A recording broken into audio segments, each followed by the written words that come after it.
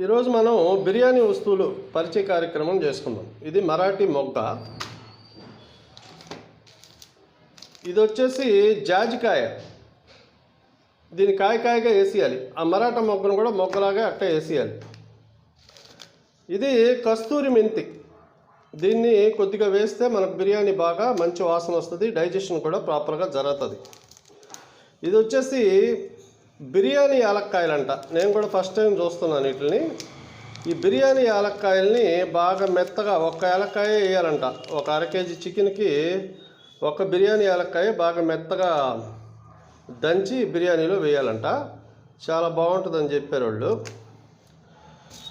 ఇది వచ్చేసి మీకు అందరికి తెలిసిందే గసగసాలు.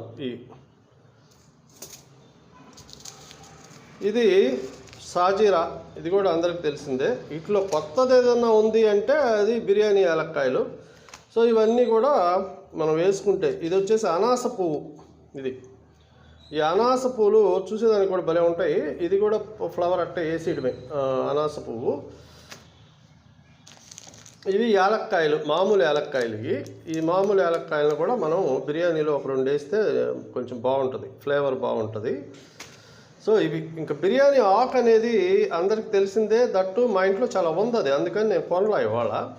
సో ఇవి బిర్యానీ వస్తువులు. వీటిలో కొద్దిగా జాగ్రత్తగా వేసుకుంటే, అంటే హాఫ్ కేజీ చికెన్కి అయితే 1/4 ఆఫ్ ద ప్యాకెట్ వేసుకుంటే సరిపోతుంది. Half KG chicken, half KG rice అయితే.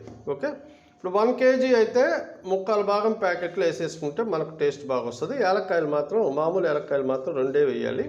బిర్యానీ యాలక్కాయలు అంటే ఇవి మాత్రం ఒక 2 వేసుకున్నా కూడా ఏం కాదు. ఇది విషయం. ఇది బిర్యానీ వస్తువులు అన్నమాట.